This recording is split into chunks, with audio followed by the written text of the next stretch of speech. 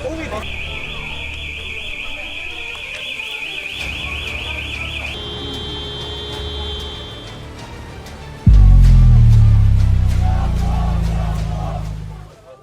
Israel और फिलिस्तीन का झगड़ा सालों पुराना है। दुनिया आज भी दो गुटों में बटी हुई है। ज्यादातर देश ऐसे हैं जो इजराइल को एक अलग देश मानते हैं, जबकि कुछ देश अब भी उन्हें मान्यता नहीं देते।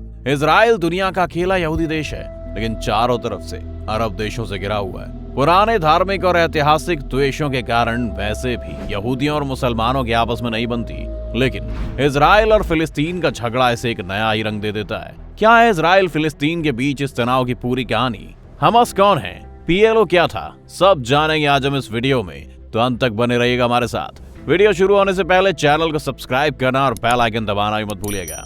इजराइल और फिलिस्तीन के लोग एक ही जमीन के लिए लड़ रहे हैं, इसलिए समझना जरूरी है कि यहाँ पर असल में किसका दावा ज्यादा मजबूत है। यहूदी और मुस्लिम लोग दोनों ही मानते हैं कि उनके भगवान ने अब्राहम से कहा था कि अपने लोगों को लेकर इस जमीन पर बस जाओ जहाँ से इजराइल की शुरुआत हुई। फिर आज से 3000 साल पहले किंग सॉल ने इसे एक राजशाही में तब्दील कर दिया, और किंग सॉल के बाद किंग डेविड और फिर किंग सोलोमन ने यहाँ राज किया। किंग सोलोमन ने ही यहाँ पर पहला यहूदी मंदिर भी बनाया, जिसे बाद में आक्रमणकर्ताओं ने नष्ट कर दिया था, पर आज भी इसके अंश वहाँ मौजूद है। इस जमीन के साथ एक जो दूसरी चीज जुड़ी है वो है जेरूसलम, वो शहर जहाँ से मुस्लिम और यहूदी धर्म के साथ साथ ईसाई धर्म की भी शुरुआत हुई, और तीनों ही धर्मों ने इस पर अलग अलग वक्त पर दावा ठोका। दरअसल ये तीनों ही धर्म एक ही कहानी को मानते हैं, लेकिन इनके बीच में फर्क वहां आ जाता है कि आखिरी मसीहा कौन था। मूसा जैसे मसीहा का तीनों ही धर्मों में सम्मान है, लेकिन जहां ईसाई लोग यहूदियों पर ईसा मसीह के कत्ल का इल्जाम लगाते हैं, वहीं मुस्लिम धर्म की भी यहूदियों से कई बातों पर नहीं बनती। इन सब के चलते इस जमीन को कई लोगों ने कब्जाया, जिसमें Persians, Greeks, Romans, Arabs, Egyptians, Fatimids, Seljuks, Crusaders, Mamluks और ओटोमन शामिल थे। ओटोमन साम्राज्य के अधीन रहते हुए ही आज के पूरे इजराइल और फिलिस्तीन के एरिया को फिलिस्तीन का नाम मिला। इस जमीन पर इतनी बार हमला होने के कारण यहाँ से यहूदियों को जान बचाकर भागना पड़ा, और यहाँ सिर्फ अरब बसने लगे। जैसा कि हमने आपको बताया कि यहूदियों की ईसाइयों से भी नहीं बनती थी, इसीलिए जो यहूदी यूरोप और दुनिया के बाकी कोनों में चले गए, उन्हें वहां भी परेशानियां झेलनी पड़ी। सिर्फ भारत ही अकेला ऐसा देश था जहां कभी यहूदियों को कोई तकलीफ नहीं पहुंचाई गई। यहूदी यूरोप से तंग आ चुके थे, और तब जियोनिस्ट मूवमेंट की शुरुआत हुई, जो कहती थी कि यहूदियों को अपना घर वापस लेना चाहिए, और फिर 1880 में यहाँ यहूदी आकर बसने लगे। इसके बाद पहला विश्व युद्ध शुरू हुआ, जिसने ओटोमन साम्राज्य को जड़ से उखाड़कर फेंक दिया, और आज के इजराइल, फिलिस्तीन और जॉर्डन के इलाके पर अंग्रेजों का कब्जा हो गया। 1922 में यूनाइटेड नेशंस के प्रारंभिक रूप लीग ऑफ नेशंस ने यहूदियों को उनका नया देश बनाकर देने की बात कही, लेकिन इस पर कोई काम नहीं हुआ।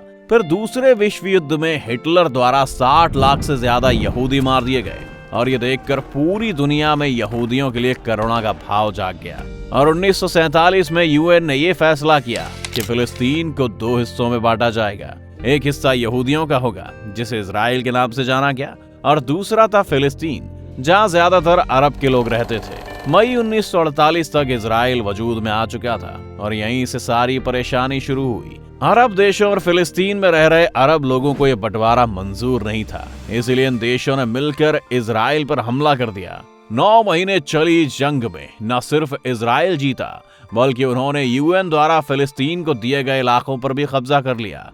इसी जंग में गाजा पट्टी अभी इजिप्ट के कंट्रोल में थी, और वेस्ट बैंक जॉर्डन के। ये दोनों ही जगहें आने वाले कॉन्फ्लिक्ट में जरूरी हो जाएंगी, तो इनका नाम याद रखिएगा।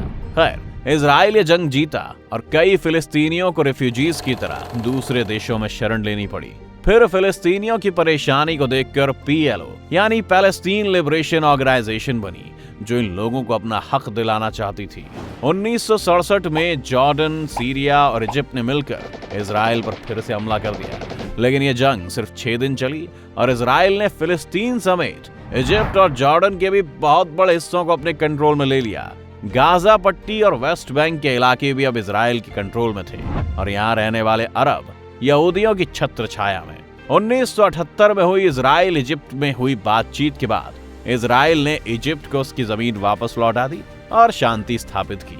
पीएलओ अपने संघर्ष को लेकर आक्रामक हो चुकी थी और इजराइल की सेना ने भी इसका जवाब दिया।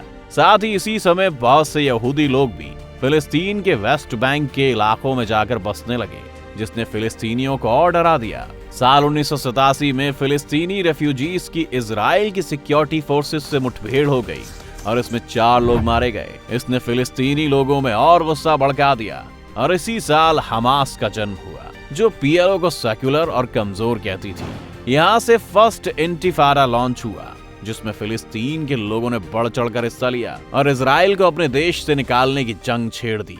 इसके चलते 1993 से 1995 में ओस्लो अकॉर्ड साइन किए गए, जो दोनों देशों के बीच शांति स्थापित करने की कोशिश थी। ओस्लो अकॉर्ड्स में फिलिस्तीन के लोगों को उनकी जमीन पर राज करने देने की बात कही गई, लेकिन इससे न इजराइल के लोग खुश थे न हमास समर्थक फिलिस्तीनी।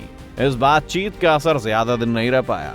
पेज वहां फंस जाता था कि जो यहूदी अब फिलिस्तीन में आकर रहने लगे उनका आप क्या करेंगे। फिलिस्तीन से जान बचाकर भागे रेफ्यूजीज का स्टेटस भी एक बड़ा सवाल था। इसी बीच साल 2000 में उस वक्त इजराइल के future prime minister Ariel Sharon ने टेम्पल माउंट का दौरा किया, जो जेरूसलम में अल अक्सा मस्जिद की जगह पर था, और इसने फिर से फिलिस्तीन के लोगों का गुस्सा भड़का दिया और हमास ने सेकेंड इंतिफाडा लॉन्च कर दिया, जो अगले 5 साल तक चला और न जाने इसमें कितने लोग मारे गए। सुसाइड बॉम्बिंग से लेकर दंगों तक सभी कुछ उन 5 सालों में देखा गया और इसके बाद इजराइल ने गाजा से अपनी सेना हटाने का फैसला किया। इजराइल के जाने के बाद यहाँ पर हमास के लोगों ने अपना नेटवर्क मजबूत करना शुरू किया। इसके बाद 2006 में फिलिस्तीन में इलेक्शन हुए और सभी को हैरान करते हुए हमास, जो एक टेररिस्ट ऑर्गेनाइजेशन है, वो इलेक्शन जीत गई और उनके हाथ में फिलिस्तीन का कंट्रोल आ गया।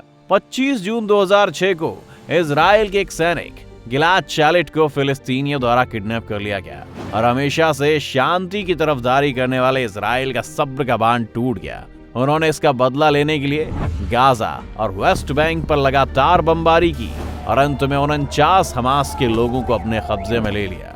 इन 49 में से 33 लोग फिलिस्तीन में सांसद थे। इसके साथ साथ इजराइल ने गाजा पर ब्लॉकेड लगा दिया ताकि बाहर की दुनिया से वो पूरी तरह कट जाएं, जिसके बाद वहां पर भूखमरी और बेरोजगारी एकदम से बढ़ गई। इसके बाद से लगातार हमास और इजराइल की आपसी जंग जारी है, जिसका कोई समाधान निकलता नहीं दिखता है।